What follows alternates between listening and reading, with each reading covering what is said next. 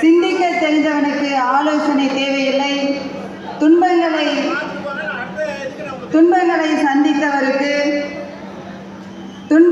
சந்திக்க தெரிந்தவனுக்கு வாழ்க்கையில் தோல்வியே இல்லை. நம்பிக்கை என்பது வெற்றியோடு வரும். ஆனால் வெற்றி என்பது நம்பிக்கை உள்ளோரிடம் மட்டும் வரும். நம்பிக்கை என்பது வெற்றியோடு வரும். ஆனால் வெற்றி என்பது நம்பிக்கை உள்ளோரிடம் மட்டும்தான் வரும். நீ நடந்து போக பாதை இல்லையே என்று கவலைப்படாதே. நீ நடந்து போக பாதை இல்லையே என்று கவலைப்படாதே. நீ நடந்தால் அதுவே ஒரு பாதையாக மாறும். நம்மளுடைய பாதைக்கு சிறப்புரை ஆற்ற நமது தலைவர் உயர் திரு மனோகரன் அவர்கள், நெட்வொர்க் வெல்ஃபேர் அசோசியேஷன் நிறுவன தலைவர், இப்போது வாழ்த்துறை வழங்க வருகிறார். அனைவரும் அவர்கள் கரதோஷத்துடன் வரவேற்போம்.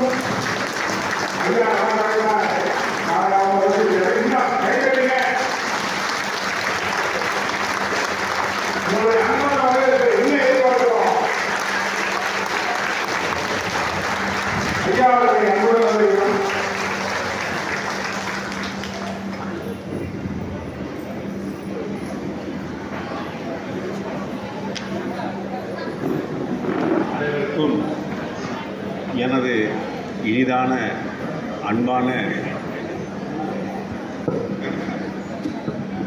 வாழ்த்துக்கள்.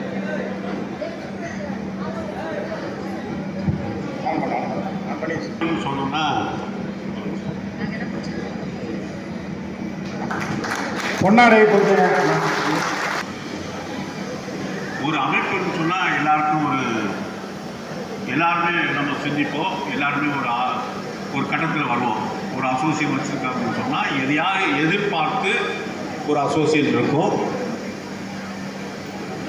என்ன சாதனை செய்திருப்பாங்க, ஏதோ ஒன்று தொடங்கியிருக்கிறாங்க அப்படின்னு இருக்கும்.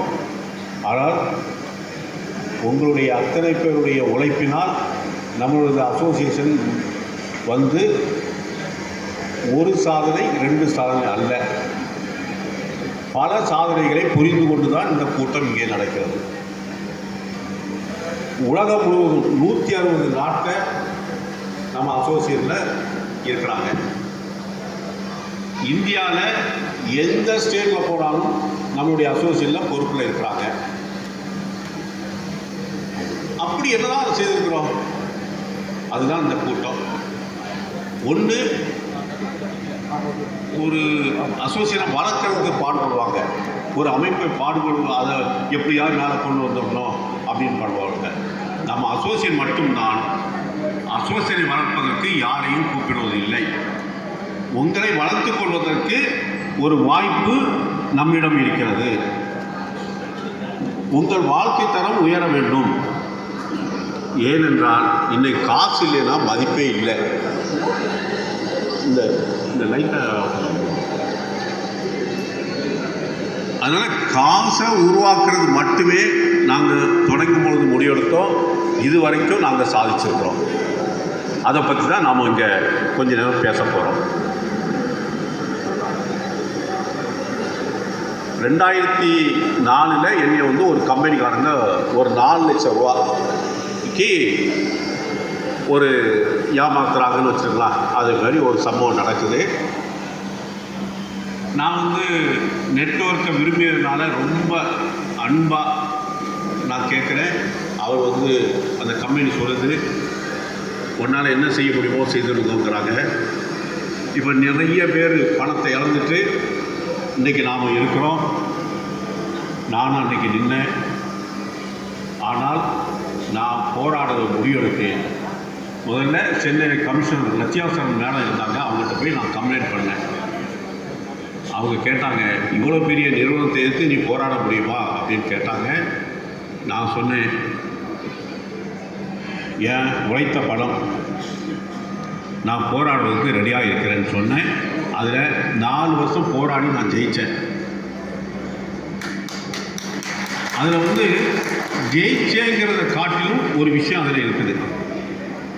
நான் எனக்கு தர வேண்டிய பணம் 4 லட்சம் ரூபா. நான் 4 லட்ச ரூபாய் கேட்கல. ஏன்னா நீங்களும் இப்போ இறந்தவங்கள்ட்ட நான் அப்போ கேட்பேன், இந்த கம்பெனி என்ன ஏமாற்றிட்டாங்க அப்படின்னு என்கிட்ட நிறைய பேர் வருவாங்க. அப்போ நான் கேட்பேன், எவ்வளவு போட்டிங்கன்னு கேட்டால் 5 லட்ச ரூபாம்பாங்க. சரி நான் பார்க்குறேன்னு சொல்லும்போது சொல்லுவாங்க, எனக்கு ஒரு 2 லட்சம் வந்தால் போதும், 3 லட்ச ரூபா வந்தால் போதும் இப்படின்னு சொல்லுவாங்க. ஆனால் நான் நின்னேன் 4 லட்ச ரூபா அவங்க என்ன சொன்னாரோ அந்த தொகை பேங்க் வட்டி எத்தனை மாதம் ஆகிருக்குதோ என்னுடைய எனக்கு நான் பட்ட வேதனை மன உளைச்சலுக்கும் சேர்த்து நான் வாங்கினேன். நீங்கள்லாம் நினச்சி பார்க்காத 10 மடங்கு நீங்கள் நினைக்கலாம், 15 மடங்கு நினைக்கலாம், இல்லை மிகப்பெரிய அமௌண்ட்டை நான் வாங்கினேன். அப்போ தான் நான் நினச்சேன், நாம் எனக்கு ஒரு பேக்ரவுண்ட் இருக்குது, பணம் கொஞ்சம் கையில் இருக்குது. எங்கள் அண்ணன் போலீஸ் டிபார்ட்மெண்ட்டில் ஒரு பெரிய அதிகாரி.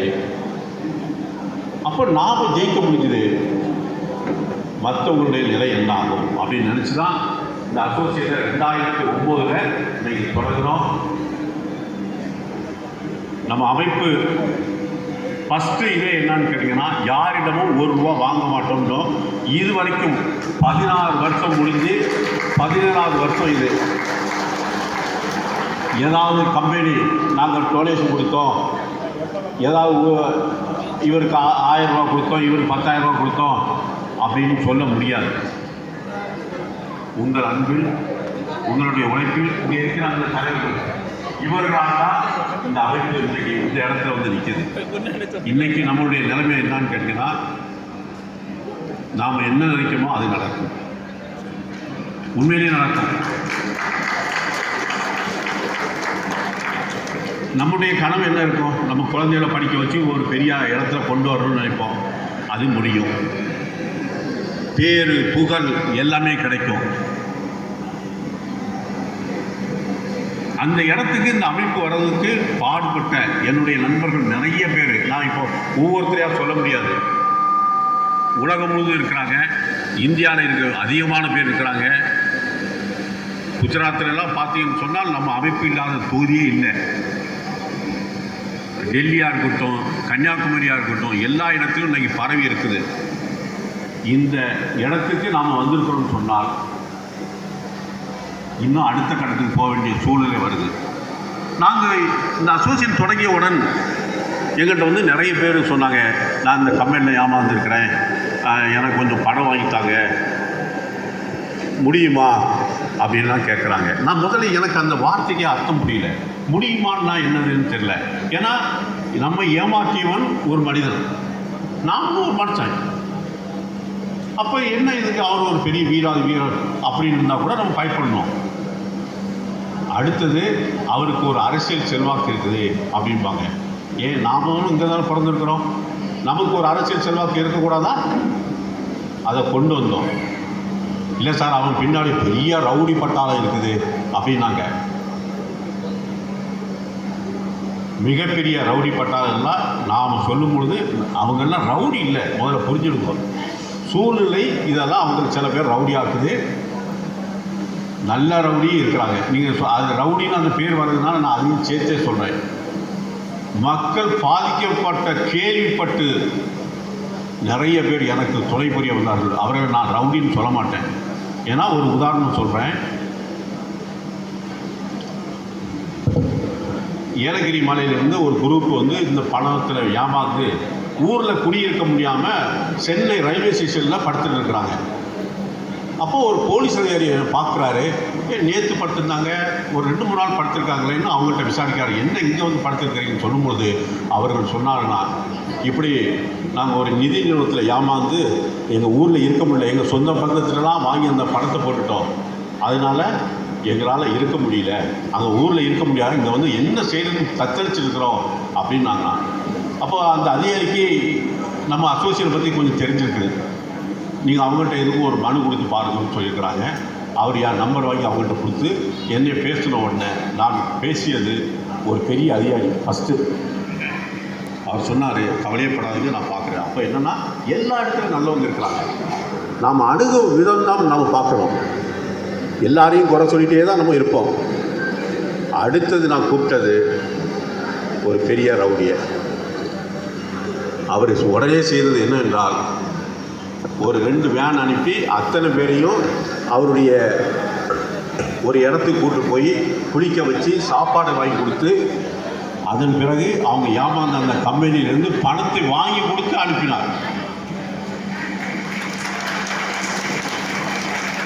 இது அதன் பிறகு தான் நான் வந்து நிறைய பேர்ட்ட இறங்கினேன். நம்ம அசோசியேட்டில் கம்ப்ளைண்ட் பண்ணவங்க, இந்த மாதிரி கம்பெனியில் நான் ஏமாந்துருக்கிறேன், அத்தனை பேருக்கும் நாம் வாங்கி கொடுத்தோம். இன்னும் கேஸ் நடந்திருக்கு, உங்களுக்கு தெரியும், பாசி இன்னும் கேஸ் நடந்துருக்கு கொடுக்கல. ஆனால் நம்மள்கிட்ட கம்ப்ளைண்ட் கொடுத்தவங்களுக்கு பணத்தை நம்ம வாங்கி கொடுத்துருக்குறோம். எப்படி நாம் என்ன பெரிய வீராதி வீரர்களா? இல்லை, நல்லவர்கள் அதிகாரிகள் பற்றியிலும் அரசியல்வாதிகள் பற்றியிலும் இருக்கிறாங்க. அவர்களை நம்ம சரியாக அணுகணும், நாம் ஜெயித்தோம். அதே போல் ரியான்னு ஒரு கம்பெனி, நீங்கள் இப்போ கூட என்ன ஒரு மனு கொடுத்துருக்குறாங்க அந்த லீடர், அந்த ஓனருக்கு மேலே 162 பேருக்கு திருப்பூர் கலெக்டர் ஆஃபீஸில் வச்சு அத்தனை பேருக்கும் பல கோடி ரூபா வாங்கி கொடுக்குறோம். இதே போல் பெங்களூர், கேரளா, எல்லா இடத்துலையும் நம்ம வாங்கி கொடுக்க முடிஞ்சுது. நம்ம எம்எல்ஏ இருக்கிறவங்க யாருன்னு உங்களுக்கு தெரியும், எல்லாருமே பிஹெச்டி, உங்களுக்கு தெரியும். பேசுகிறதுக்கு அப்படியே அவங்க பேசுனா நம்மலாம் அப்படியே மயங்கி நம்ம தான், அதுதான் நம்மளை தான் நான் சொல்லிகிட்டு இருக்கிறேன். எப்படி இப்படி பேச முடியும்னு தெரியாது, அந்த அளவுக்கு பேசுவார்கள். உங்களுக்கு புரிஞ்சிருக்கும்னு நினைக்கிறேன். நான் சொல்ல வர்றது, எதுக்கும் ஒரு சாதாரண ஒரு விஷயத்தை கூட பெரிய மிகைப்படுத்தி பேசி அவங்க அந்த நேரத்தில் என்ன கிடைக்கும், எல்லாரையும் நான் சொல்லலை, சில பேர் எந்த கம்பெனி வந்தாலும் நமக்கு கிடைக்குமா, எனக்கு முன்னால் ஒரு பணம் கிடைக்குமா, ஒரு 7 மணி ஆனால் ஒரு சின்ன ஏதோ ஒன்று சொல்லுவாங்க, அதுவும் அந்த பிராண்டு தான் வேணும்பாங்க. அப்படி ஒரு சில பேர் இறங்கினால இன்றைக்கி சொல்ல முடியாத கம்பெனிகள் வளர்ந்துட்டே இருக்குது. அப்போ தான் நான் ஒருத்தருக்கு கேசவன் ஒருத்தர் மதுரையில் இருக்கார், அவருக்கு ஒரு கம்பெனிலேருந்து 80 லட்ச ரூபா வாங்கி கொடுக்குறாரு. அப்போ அவர் இந்த பணம் வாங்கி கொடுத்த உடனே ஏன்டா உடனே வருவாங்க ஒரு கவரை கொண்டுட்டு, சார் கிடைக்காதுன்னு நினச்சேன் சார், இந்தாங்க ஒரு அன்பளிப்பும்பாங்க. ஒவ்வொருத்தருக்கும் ஒவ்வொரு டேஸ்ட் இருக்கும். நான் வந்து மக்களுடைய வேதனையை அழுகையே நான் பார்க்குறேன். அவங்க வந்து அந்த அந்த நன்கொடை கொடுக்கும் பொழுது நான் உண்மையிலேயே நொந்துடுவேன். பணம் வேணும், நான் இல்லையே சொல்ல, ஆனால் உழைச்சி சம்பாதிக்கணும். அப்போ அவர் நன்கொடை கொடுத்தோடனே நான் சொன்னேன், ஏங்க நாங்களே போட்டுக்கிறோம், எங்கள் வெப்சைட்டில் போட்டுக்கிறோம், நோட்டீஸில் போட்டுக்கிறோம், நன்கொடை எல்லாம் நாங்கள் வாங்க மாட்டோம்னு சொல்லிட்டு அப்படின்னு சொல்லி 80 லட்ச ரூபா கொண்டுட்டு மதுரைக்கு போகிறாருன்னு சொல்லிட்டு என் டிரைவரை கூப்பிட்டு என்னுடைய காரில் அவரை அனுப்பி வைக்கிறேன். வீட்டில் விட்டு விட்டுட்டு வந்திருக்கப்பா, ஏன்னா பெரிய அமௌண்ட்டு கொண்டு போகிறாருன்னு. அவர் வழியில் கேட்ட ஒரு கேள்வி என்னவென்றால், நான் இந்த பணம் கிடைக்காதுன்னு நினச்சேன். இப்போ இங்கே நிறைய நண்பர்கள் என்கிட்ட சொன்னாங்க, இந்த பணம்லாம் இன்றைக்கி காலையில் கூட ஒருத்தர் பேசுனாங்க, நான் உழைத்த பணம் எனக்கு கிடைக்காதுன்னு தெரியும் சார், ஏதாவது முயற்சி செய்யலாமா? இதே தப்புங்கிறேன். நம்ம உழைச்ச பணம் ஏன் அது விடணும்? எனக்கு அது இன்னும் எனக்கு நிறைய பேர் சொல்லுவாங்க. இன்னொன்று, கொடுத்த பணத்திலேருந்து கொஞ்சம் கால் பங்கு கிடைச்சா போதும், அரை பங்கு கிடைச்சா போதும், முக்கால் பங்கு கிடைச்சா போதும். அதுக்கு நான் முரண்பட்டவன். முக்கியமாக யாரும் செலவு செய்யக்கூடாது. ₹1 செலவு செய்யாமல் நம்ம பணத்தை பெற முடியும். நாம் மனசு வைக்கணும், உங்கள் ஒத்துழைப்பு வேணும். ஒரு கம்ப்ளைண்ட் பண்ணுவோம் போலீஸ் ஸ்டேஷனில், அதுக்கப்புறம் அந்த அதிகாரி கூப்பிட்டாச்சுன்னா என் தங்கச்சிக்கு பொண்ணுக்கு காது குத்து அப்படிம்போம். நம்மள்கிட்ட தப்பு வச்சுட்டு நாம் வந்து அதிகாரியை குறை சொல்லுவோம். சரியான முறையில் சரியான பாதையில் போனால் அத்தனை பேருக்கும் பணம் கிடைக்கும். அதே வகையில் தான் அந்த அவர் கேசவன் சொல்லியிருக்காரு, நான் கிடைக்காதுன்னு நினச்ச பணத்தை வாங்கி கொடுத்தாரு, அவருக்கு ஒரு அன்பளிப்பு கொடுத்தா அதுவும் மாட்டேன்ட்டாரு. இப்போ என்னை கொண்டு உங்கள் காரில் கொண்டு விட்டுறீங்க, வழியில் காஃபி டிஃபனும் வாங்கி தரீங்க. அப்போது உங்கள் சார் வந்து அந்த கம்பெனியில் மிகப்பெரிய அமௌண்ட் வாங்கியிருப்பாரோ? புரிஞ்சுதா உங்களுக்கு? மனிதனுடைய மூளை எப்படி வேலை செய்து இருப்பாங்க. நான் இவர்கிட்ட பணம் வேணான்னு சொன்னால் நான் கம்பெனியில் மிகப்பெரிய அமௌண்ட் வாங்கியிருக்கணும் அப்படின்னு. அப்போது உண்மைக்கு காலம் இல்லை. அது எனக்கு ஒரு பாதிப்பு வந்தது. இது நிறைய பேர் சொல்ல ஆரம்பித்தாங்க. அடுத்தபடியாக இன்னொரு விஷயம் என்னென்னா, நான் ஒரு கம்பெனிலேருந்து பணம் வாங்கி கொடுத்தேன் ஒரு குழுவுக்கு, ஒரு 30 பேர் 50 பேர் 100 பேர் இருப்பாங்க. வாங்கி கொடுத்த உடனே திரும்பி 3 மாதம் கழித்து வருவாங்க. ஒரு பைலோடி வந்து என்ன சொல்லுவாங்கன்னா, சார் நெய்வேலியில் ஒரு கம்பெனி ஆரம்பித்தாங்க, இப்போவும் தெரியாமல் போட்டுட்டோம் அப்படிம்பாங்க.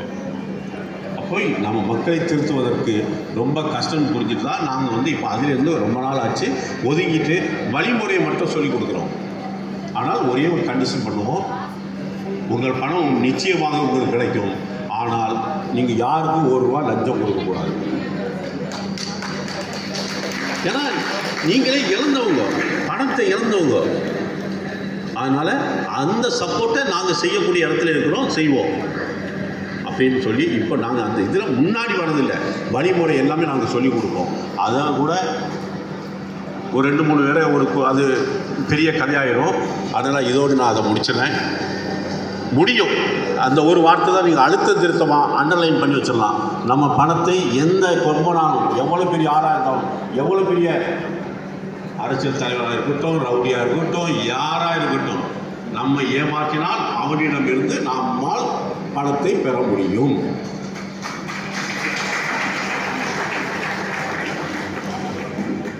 இப்போ அதுக்கு அடுத்த கட்டத்தில் நான் வந்தேன். வாய்ப்புகள் எங்களை தேடி வர ஆரம்பிச்சுது. ஒவ்வொருத்தரும் நம்ம வந்து எந்த ஊரில் போனாலும், மும்பை போனாலும் சரி, கல்கத்தா போனாலும் சரி, ஒரு கூட்டம் வருது. இதை ஒரு பெரிய பெரிய முதலாளிகள் வந்து எங்களை நம்ம அசோசியேஷனை பயன்படுத்துகிறாங்க. கோடிக்கணக்கான பணத்தை தருவதற்கு அவர்கள் தயாராக இருந்தார்கள். நம்ம என்னை சுற்றி இருக்கக்கூடிய நண்பர்கள் மிகப்பெரிய வளர்ச்சி அடைவதற்கு அது ஒரு உதாரணமானது. இந்த இடத்துல தான் நான் இப்போ உங்கள்கிட்ட வந்திருக்கிறேன். இங்கே 2 விஷயம்தான். உங்கள் பொருளாதாரத்தை உயர்த்துவது எப்படி? நீங்கள் இழந்த பணத்தை கொஞ்சம் பேர் இருக்கிறீங்க, மற்றவர்கள் நெட்வொர்க்கை சரியாக பண்ணுறீங்களா, ப்ராடக்ட் கம்பெனி செய்கிறீங்களா, எல்லாரும் அது செய்திருந்தால் நிம்மதியாக இருந்திருக்கலாம். ப்ராடக்ட் செய்கிற கம்பெனி ஊழியர்களுக்கு அது நீங்கள் என்ன கம்பெனினா நாங்கள் கேட்க மாட்டோம்.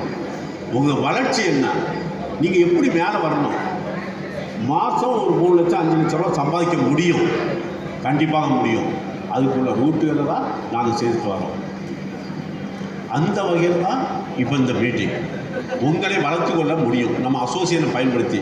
நீங்கள் அசோசியேஷனை வந்து நாளைக்கு ஒரு நோட்டீஸ் அடிச்சுட்டு அசோசியேஷன் வாழ்க, அசோசியேஷனில் 100 மெம்பர் சேர்த்தேன், அதெல்லாம் வேண்டாம். உங்கள் குடும்பத்தை வாழ வைப்பதற்கு, சம்பாதிக்கிறதுக்கு, நம்ம குழந்தைகள்லாம் பெரிய படிப்பு படிக்க வைப்பதற்கு நம்மால் முடியும். அதற்கு இந்த அசோசியேஷனை பயன்படுத்துங்கள். உங்களுக்கு ஒரு விஷயம் சொல்லிடுறேன். முதல்ல நான் தப்பாக சொல்லேன்னு யாரும் நினச்சிடாங்க. ஏன்னா இங்கே பெரிய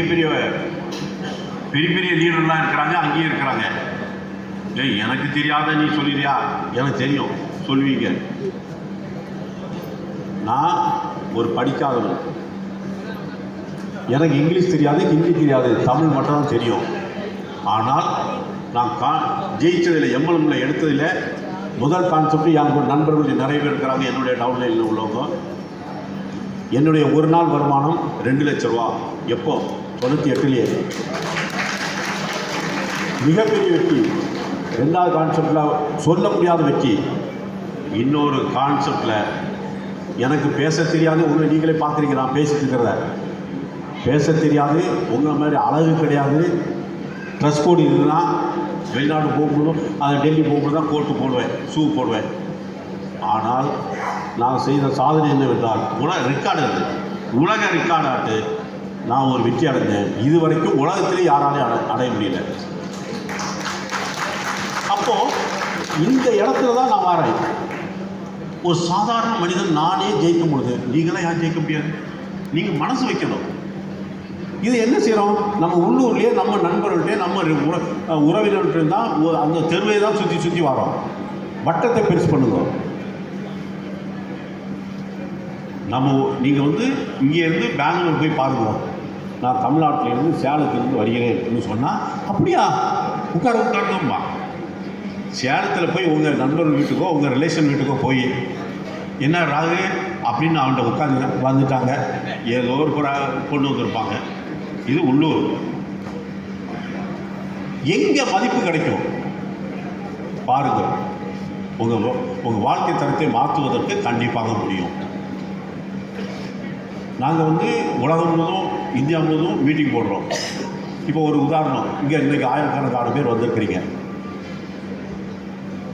நீங்கள் வரும்போதே என்ன செய்யணும்னா உங்கள் விசிட்டிங் கார்டு கையில் போட்டு வந்துருக்கணும்.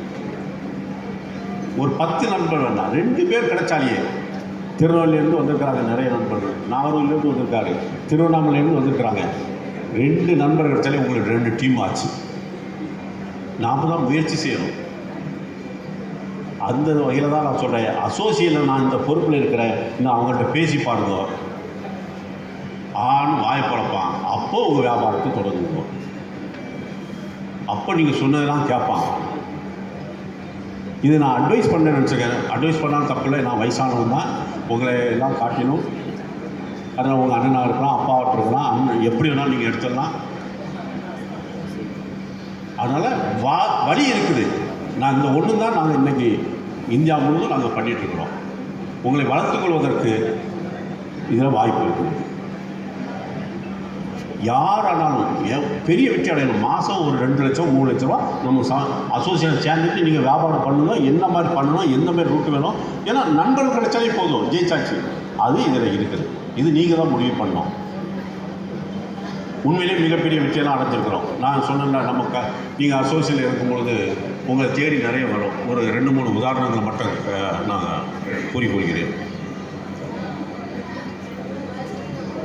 யூஎஸ்லேருந்து ஒரு கம்பெனி வந்திருந்தாங்க. என் நண்பர்களுக்கெல்லாம் தெரியும். அவங்க ஒரு மீட்டிங் போடுறாங்க. போடும்பொழுது நம்ம அசோசியேஷனுக்குன்னு சொன்னோன்னே அவங்க சொல்கிறாங்க, அப்பா எப்படி இருக்கிறீங்க, உங்கள் அசோசியேட் சூப்பர் அப்படின்னு சொல்லிட்டு.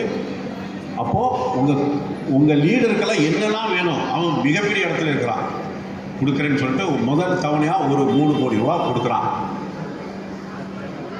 அதில் எனக்கு நான் சொன்ன உங்கள்கிட்ட எனக்கு இங்கிலீஷ் தெரியாதுன்னு சொல்லிட்டு அதில் இங்கிலீஷ் பேசுவதற்கு ஒருத்தரை இடையில விடுறேன். ஏன்னா சவுண்டு வந்துகிட்டே இருக்குது.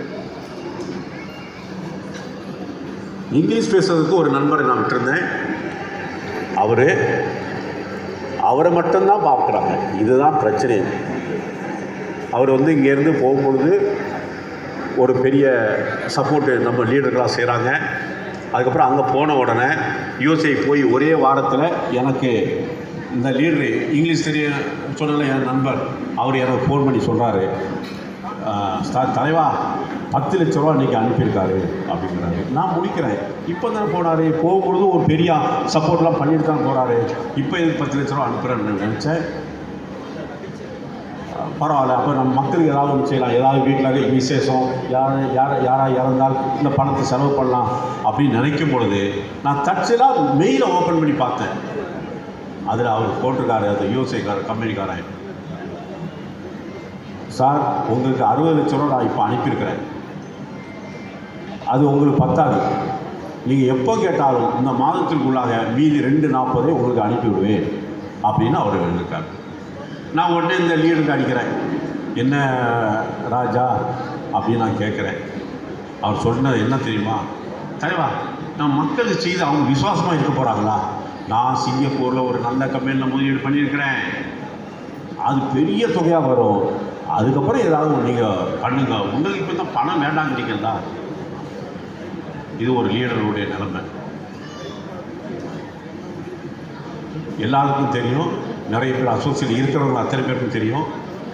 கனடாவிலிருந்து நம்ம அசோசியேட்டுக்காகவே ஒரு பொறுப்பு கேட்டு ஒருத்தர் வராரு, எனக்கு ஒரு பதவி உங்கள் அசோசியேட்டில் தாங்க அப்படின்னு கேட்டு வராரு. அதுக்கு அவர் சொன்னது என்னென்னா, நான் செய்யக்கூடிய கம்பெனி நீங்கள் கேட்கக்கூடாது, என்ன கம்பெனி செய்கிறேன்னு கேட்கக்கூடாது, ஏன்னா நான் பிஸ்னஸுக்காக தான் வந்தேன் இந்தியாவுக்குன்னு நினச்சிடக்கூடாது, அதனால் என் கம்பெனியை கேட்காதீர்கள். 2வது கண்டிஷன், எத்தனை கோடி வேணுமோ சொல்லுங்கள், நான் தரக்கூடிய இடத்துல இருக்கிறேன் அப்படின்னாரு. அங்கேயே ஒரு நண்பர் வராரு, ஏன்னா எனக்கு தான் பேச தெரியாத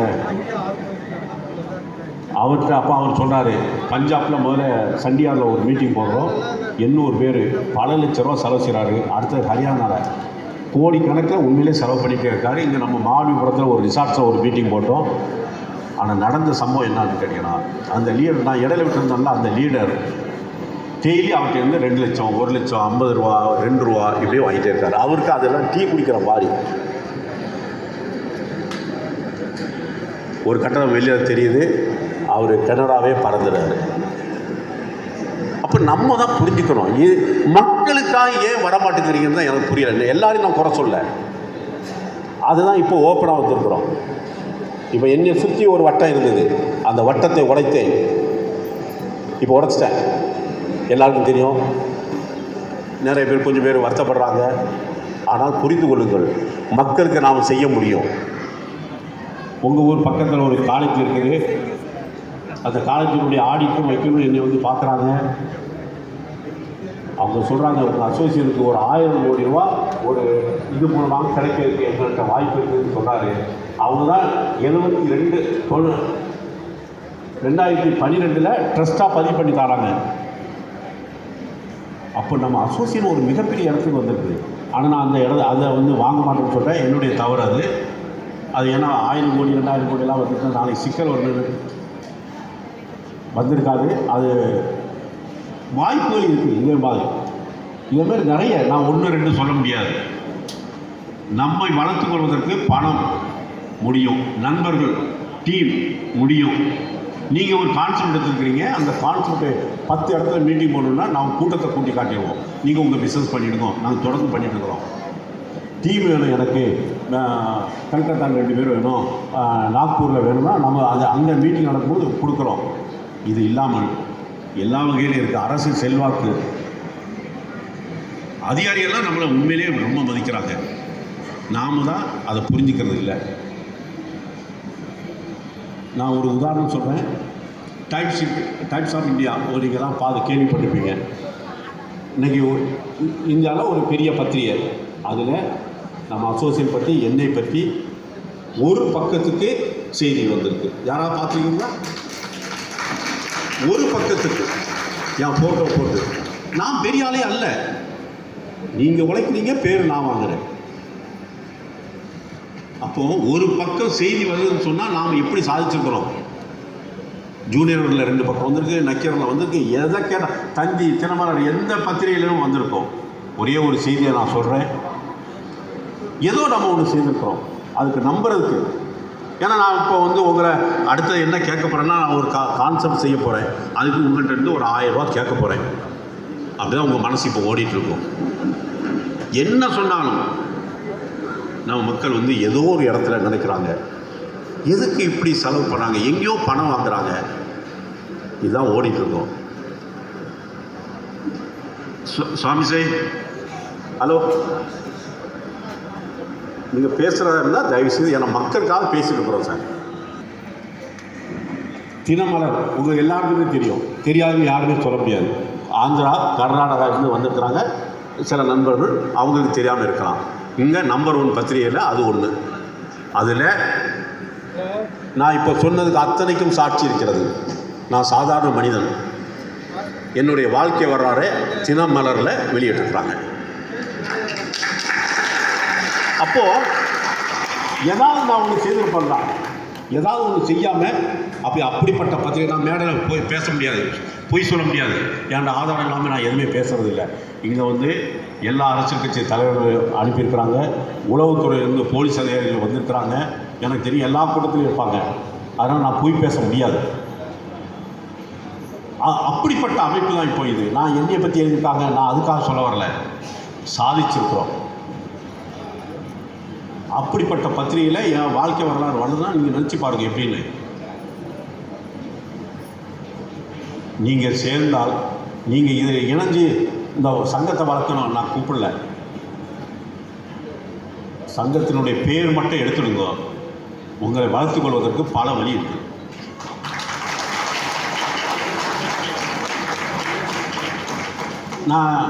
ஏன்னா இது சொல்லி ரொம்ப நான் வந்து தமிழ்நாட்டில் வந்து எல்லா ஊர்லேயும் மீட்டிங் போட்டுக்கிறேன். சேலத்தில் இதுக்கு முன்னாடி 2010 போட்டேன், அதுக்கப்புறம் ஒரு தடவை போட்டேன், இப்போ ஒரு 5 மாதத்துக்கு முன்னாடி மீட்டிங் போட்டேன். சென்னை போட்டுக்கேன், மதுரை போட்டுக்கேன், திருச்சி போட்டிருக்கேன். யாரிடமும் 1 ரூபா வாங்காமல் டெல்லி வரைக்கும் நம்ம போட்டிருக்கிறோம். இங்கே வரும் பொழுது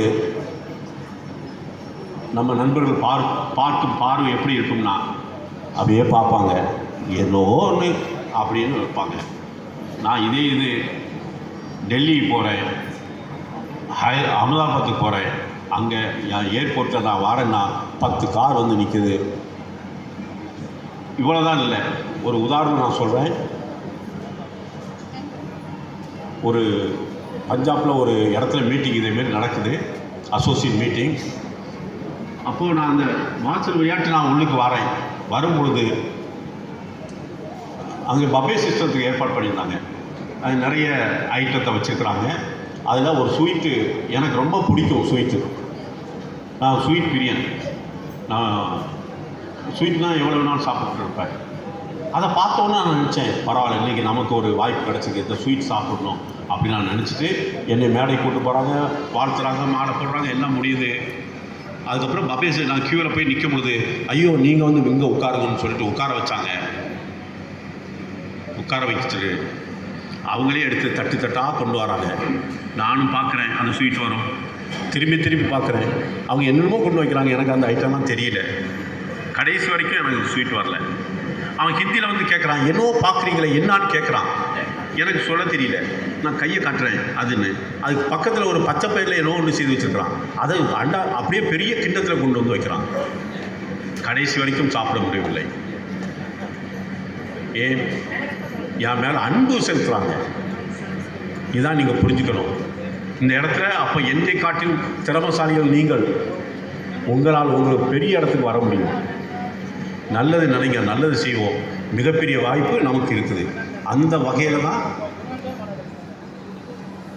ஒரு கட்சி தலைவர் வந்து என்னை வந்து பார்க்குறாங்க. ஒரு பெரிய கூட்டத்தை வச்சுருக்கிறீங்க, உங்களுக்கு எங்களால் முடிந்த சப்போர்ட் பண்ணுறோம், ஏன் நீங்கள் வந்து இந்த எலெக்ஷனில் இறங்கக்கூடாதுன்னு 21 எலெக்ஷனில் கேட்குறாரு. அந்த மினிஸ்டர் வீட்டுக்கு நானும் இங்கே இருக்கக்கூடிய என்னுடைய அண்ணன் இங்கே உட்காந்துருக்காரு சுப்பிரமணியம் அவர்களும் இன்னும் 2 நண்பரும் போகிறோம். அப்போ கேட்குறாரு அந்த மினிஸ்டர், எங்களை ஆதரவு கொடுக்கணும். அப்போ நான் சொன்னேன், எனக்கு அரசியல்லாம் இன்ட்ரெஸ்ட் இல்லைங்க அப்படின்னு. ஒரு மிகப்பெரிய தொகையை இது பண்ணுறாங்க. நமக்கு அதுக்காக நாங்கள் இல்லை சார் அப்படின்னு சொல்லிட்டு நாங்கள் வந்துட்டோம். ஆனால் அதுக்கு பிறகு அந்த என்னுடைய நண்பர்கள்லாம் சொன்னாங்க, தலைவர் உங்களுக்கு வேணால் பணம் தேவையில்லாமல் இருக்கலாம், ஆனால் நம்ம மக்களுக்கு ஏதாவது யூஸ் ஆகிருக்குமே அப்படின்னாங்க. அதை காட்டிலும் அடுத்த பாயிண்ட் ஒரு எம்எல்ஏ லீடர் சொன்னார், இந்த கட்சியை நம்ம ஆதரிச்சிருந்தால் இந்த எம்எல்ஏ இண்டஸ்ட்ரியை வந்து மோசம்னு சொல்லிட்டு இருக்காங்களா, இது ஒரு தொழிலா அப்படின்னு பேசுகிறாங்களா, அவங்கள்ட்ட நம்ம ஜெயிச்சிருப்போம், அவங்க நம்மளை பற்றி போன்னு பேசியிருப்பாங்க, இந்த வாய்ப்பை நீங்கள் கெடுத்துட்டீங்களே தலைவாடினாங்க. அப்போ தான் எனக்கு கரெக்டு, இது நியாயமான பாயிண்ட் எனக்கு தோணுச்சு. இப்போது இந்த மார்ச் மாதம் முதல் அழைப்பு எனக்கு வந்தது டெல்லியிலிருந்து. உடனே முடிவை மாற்றினேன். ஒரு தமிழ்நாடு முழுவதும் ஒரு மீட்டிங், ஒரு ஆலோசனை கூட்டம் பண்ணோம். 800 பேர் அதில் முன்னாடி வந்தாங்க. ஒரு கட்சி சொல்லிச்சு, 800 பேரா, 800 பேர் உங்கள்கிட்ட இப்போவே தலைவராக தரீங்களா? அப்போ ஒரு மிகப்பெரிய அமௌண்ட்டை நான் என்ன வேணாலும் பண்ணுறேன்னு சொல்லிட்டு வராங்க. அடுத்தது ஆரம்பிச்சது தான் பெரிய சக்ஸஸ்ஸு. ஒவ்வொரு ஊராக போய் மீட்டிங் போடுறோம். எந்த அழைப்பும் கிடையாது, யாரையும் கூப்பிட்டு பேசவில்லை. எல்லா இடத்துலையும் வாட்ஸ்அப் மட்டுமே நம்ம செயல்படுகிறோம்.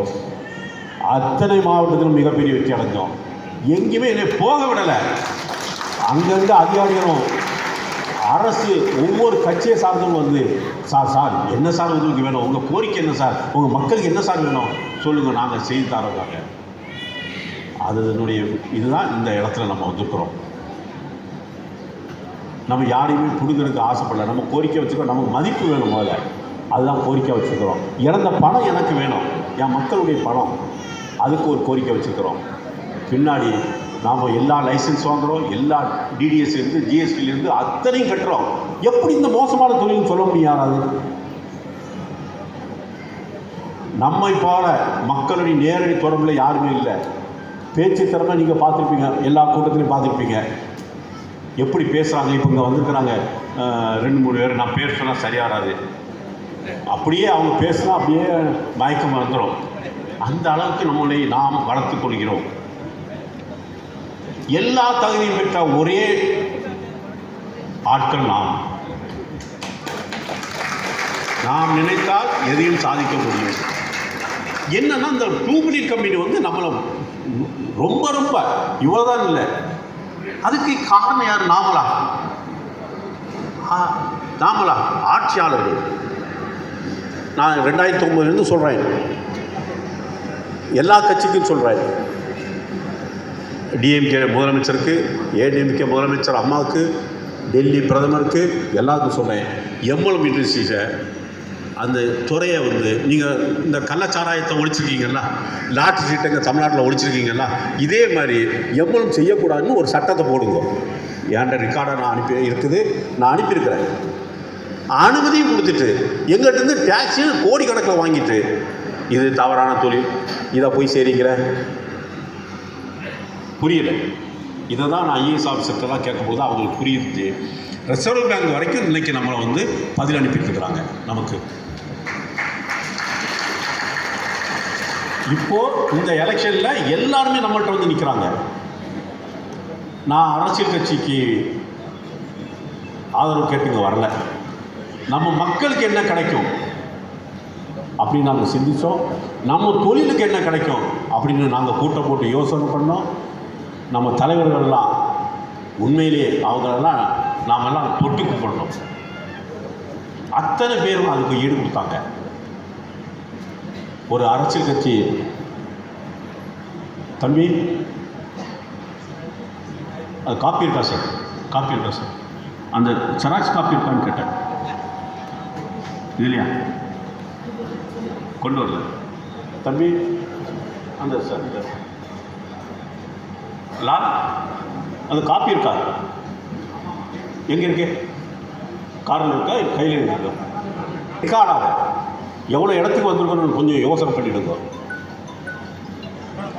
ரெக்கார்டாக எனக்கு என் செல்லில் அனுப்பி இன்றைக்கி கேட்டுக்கிறாங்க. இன்றைக்கி உங்களை பற்றி சிந்திப்பதற்கு, நம்ம சமுதாயத்தை பற்றி சிந்திப்பதற்கு, நம்ம தொழிலை பற்றி சிந்திப்பதற்கு 5 மணிக்கு ஒரு மீட்டிங் பண்ணியிருக்கிறோம். நம்ம நிர்வாகிகள் மட்டும். அவர்கள்ட்ட நான் தாழ்மை உங்கள் சார்பில் கேட்டுக்கிறேன். அவங்க வந்துட்டாங்க, நம்ம மக்களை மேலே வருவதற்கு நம்ம கோரிக்கை அத்தனையும் ஏற்றுட்டாங்க. ஒரு கட்சி கேட்டிருக்கு, இன்னும் ஏதாவது கோரிக்கை இருக்கான்னு கேட்குறாங்க. எந்த இடத்துக்கு வந்திருக்கணும் பாருங்க, இன்னும் ஏதாவது கோரிக்கை இருக்குதா அப்படின்னு கேட்குறாங்கன்னா, நம்மால் முடிவு செய்தால் மிகப்பெரிய வெற்றி நம்ம குடும்பமும் நம்ம நண்பரும் அடையலாம்.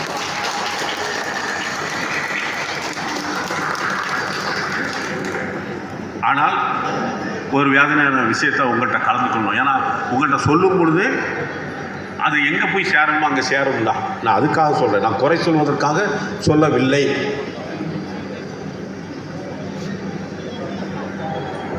இந்த கம்பெனியில் வந்து ஏதாவது சப்போர்ட்டு இதெல்லாம் வரும்போது ஒரு பெரிய சப்போர்ட்டு அதெல்லாம் சொல்லுவாங்க. எத்தனை லட்சம் வேணாலும் நான் கேட்டால் தந்துருவாங்க.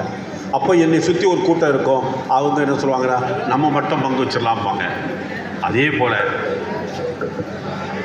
இப்போவும் என்னை சுற்றி ஒரு சிலர் மட்டும், நான் உண்மையிலே இதை சொல்வதற்கு வெட்கப்படுகிறேன், ஆனால் அவர்கள் தெரிந்து கொள்ள வேண்டும் என்ற அன்பான வேண்டுகோள். என்னுடைய நண்பர்கள் அவர்கள் மக்களை சிந்திங்க, மக்களுக்காக விட்டு கொடுங்க. நீங்கள் உங்களுக்கு என்ன வேணுமோ அது கிடைக்கும், அதுக்கு மேலே கிடைக்கும். ஒரு கட்சி வந்து எனக்கு வந்து என்னுடைய மெயிலுக்கு அனுப்பின காப்பி இது. அதில் என்ன சொல்லியிருக்காங்கன்னு நிறைய கேள்வி இதெல்லாம் வச்சு கேட்டுட்டு நம்ம கோரிக்கையை சொல்கிறான். இன்னும் என்ன கோரிக்கை இருக்குது, நாங்கள் செய்து தரோங்கிறான். அது மட்டுமல்ல, நீங்கள் எதிர்பார்க்கக்கூடிய சப்போர்ட் என்ன வேணுமோ நாங்கள் செய்து தரோம். அதாவது புரிஞ்சுடுங்க, அவன் சொல்லக்கூடிய வார்த்தையை நல்லா புரிஞ்சுடுங்க. என்ன வேணுமானாலும் அன்லிமிட் அப்படிங்கிறாங்க. நம்மளுடைய நண்பர்கள் நம்மளுடைய பலத்தை அவன் தெரிஞ்சுக்கிறான், நாம தெரிஞ்சுக்கிறோமா? எனக்கு தெரியாது. அதனால் ஒரு பெரிய வாய்ப்பை கொடுத்துருக்குறான். அதுக்கு அடுத்தது இன்னொரு விஷயம் சொல்லியிருக்கிறாங்க. எலெக்ஷன் முடிஞ்சிருது, இந்த 4-5 மாதத்தில் முடிஞ்சிருது. அதுக்கு அப்புறம் கூட உங்களுக்கு என்ன வேணும், உங்கள் நண்பர்களுக்கு என்ன வேணும், நிலையான வருமானம் வருவதற்கு நாங்கள் ஏதாவது செய்ய முடியுமா அப்படின்னு கேட்குற அளவுக்கு நான் வந்து நான் சும்மா சொல்ல முடியாது. எனக்கு உங்களுக்கு நான் முதலே சொன்னேன், உளவுத்துறையில் இதெல்லாம் பார்த்துட்டு இருக்கிறாங்க. காப்பியோடு இது எல்லா கட்சியுமே சொல்கிறாங்க, ஒரு கட்சி இல்லை, அத்தனை பேர் நம்ம விரும்புகிறார்கள். நாம் அறுவடை பெற்றுகிறோமா இல்லையா, இதுதான் கேள்வி. இந்த இடத்துல இருந்து நேற்று சேலத்திலிருந்து ஒருத்தர், சார் சூப்பர் சார், அட்டகாசம் சார், ஆனால் நீங்கள் வந்து இந்த கட்சியை மட்டும் ஆதரவு கொடுத்துருங்க சார். எது அவர் ஒரு கட்சியை சொல்கிறாரு, என்னன்னு எனக்கு புரியல. நாங்கள் கட்சிக்காக வரலைங்க, நம்ம கோரிக்கை யார் ஏற்றுக்கொள்வார்களோ அவர்களே ஆதரிக்கிறதுக்கு நாங்கள் தயாராக இருக்கிறோம். பிரச்சாரம் பண்ணோம்னா நம்ம சும்மா நாம கேட்கல, அவனே சொல்கிறான் அவங்களுக்கு என்ன வேணும் நாங்கள் எல்லாம் வசதி செய்து தரோங்கிறான். நம்ம கோரிக்கை தான் கேட்குறோம். அதோடு நம்ம வாழ்க்கை தரத்தையும் உயர்த்துவதற்கு ஒரு வாய்ப்பை இருக்குது. அது ஓப்பனாக இங்கே பேசக்கூடாது, ஆனால் நான் பேசிகிட்டு இருக்கிறேன். ஏன்னா யாண்ட ஒளிவு மறைவு கிடையாது. அப்போ என்ன ஒரு சில நண்பர்கள் இந்த மக்களுக்காக உழைக்கணும், நான் எனக்கு என்னான்னு பார்க்காம எங்கள் டீமுக்கு என்னன்னு கேட்காமல் இந்த மக்களுக்காக வருவாங்கன்னு நான் நம்புகிறேன். அது அந்த மட்டும் உங்கள் மூலமாக அவங்களுக்கு நான் இந்த கோரிக்கையை வச்சு கொடுக்குறேன். நிறைய அசோசியேஷனை நம்பி நிறைய சாதனை பண்ணலாம், நம்ம ஒரு மதிப்பான இடத்துக்கு வரலாம். நம்ம எதிர்பார்த்து நீங்கள் என்ன கேட்டாலும் கிடைக்கக்கூடிய இடத்துல நம்ம அசோசியேஷன் வந்திருக்கு. சரியான பாதையில் போனால் நான் அதான் சொல்வேன். சென்னை கன்னியாகுமரியிலேருந்து சென்னைக்கு ட்ரெயினில் போயிருக்கிறாங்க. ஒரு ட்ரெயின் போயிட்டுருக்குது. அதில் அன்ரிசர்வில் வந்து உட்கார்ந்து போயிட்டுருக்குறாங்க நிறைய பேர். அதில் எல்லோரும் உட்காந்துட்டே தூங்கிட்டு இருக்கிறாங்க. ஒரு தம்பி மட்டும் செல்லை வச்சுட்டு பார்த்துட்டே இருக்கா, தூங்காமல் இருக்கிறான். ஒரு பெரியவர் அவர்கிட்ட கேட்குறாரு, தம்பி நீ என்ன தூங்க மாட்டியா அப்படின்னு கேட்குறாரு. இல்லையா நான் தூங்க மாட்டேன். எங்கேப்பா போகிற? நான் வந்து சென்னை போகிறேன் அப்படிங்கிறான். அப்போ அவர் கேட்குறாரு, தம்பி நான் வேலூரில் இறங்கணும், வேலூர் வந்தோடனே இறக்கி விட முடியுமான்னு கேட்குறாரு. அவன் சொல்ல இதில் என்ன இருக்குது, நீங்கள் தூங்குங்கோ நான் எழுப்பி விடுறேன் அப்படிங்கிறான். அவர் நம்பி தூங்கினார். அவர் காலையில் ட்ரெயினில் போயிட்டுருக்குது. காலையில் அவருக்கு மேலே வெயில் படுது. திடீர்னு என்ன வெயில் படுதுன்னு சொல்லிட்டு அவர் பார்த்தா சென்னை சென்ட்ரலில் ட்ரெயின் நிற்கிது. அதுதான் அப்போ திரும்பி பார்க்குறான். அந்த பையன் அப்பவும் செல்லை பார்த்துட்டே இருக்கிறான். அப்போ அவர் கேட்குறாரு, தம்பி ஒன்றைய நம்பி தானப்பா நான் தூங்கினேன், எனக்கு மெட்ராஸ்னால் என்னன்னே தெரியாது, இப்படி பண்ணிட்டேன்னு அவர் ரொம்ப திட்டுறாரு. சப்புன்னு அவன் என்னது யார்கிட்ட சொன்னீங்களான்னு அவன் கேட்குறவன அவன் கோவம் வந்துச்சு. சாடார்னு ஒரு அறை அடிச்சிட்டாரு. அடித்த உடனே பக்கத்தில் உள்ளவங்கலாம் அவன் அந்த பையன்கிட்ட கேட்குறாங்க, தம்பி அவர் வேலூரில் இறக்கி விட சொல்லியிருக்காரு, தப்பு தான் நீங்கள் இறக்கி விடல, ஓகே, அதுக்கு எப்படி நீங்கள் அடியை வாங்கிட்டு சும்மா இருந்தீங்க, பேசாமல் இருக்கிறீங்க அப்படின்னு சொன்னான். அவன் என்ன சொல்லியிருப்பான்னு சொல்ல முடியுமா யாராவது? அவன் சொன்னான், ஐயா இவர் வேலூரில் இறக்கி விட சொன்னார், நான் இறக்கி விட்டேனே. இவருக்கு பதில் இங்கே ஒருத்தர் தூங்கிட்டு இருந்தார் லெஃப்ட் சைடு, அவரை இறக்கி விட்டுட்டேன். அவர் இறங்க மாட்டேன்னு சொன்னார். நான் வற்புறுத்தி அவருடைய சூட்கேஸெல்லாம் தூக்கத்தில் சொல்கிறாருன்னு நினச்சிட்டு அவருடைய சூட்கேஸெல்லாம் கையில் கொடுத்து அந்த வேலூரில் இறக்கி விட்டுட்டேன். அவர் அங்கே நைட்டு இப்போ அது மணி விடியலை என்னை எப்படிலாம் திட்டிருப்பார். அதை நினச்ச இந்த அடி என்னை உரைக்கலைன்னா. சரியான திட்டமிட்டால் சரியான பாதையில் நாம் செய்தால் நம்மளுடைய அசோசியேஷன் மிகப்பெரிய வெற்றி அடையும். அதுதான் உங்கள்கிட்ட நான் எதிர்பார்க்குறேன். அந்த இதை நீங்களும் கொடுக்கணும்னு சொல்லி எனக்கு இந்த வாய்ப்பு கொடுத்தவங்க நன்றி கூறி விடைபெறுகிறேன். நன்றி.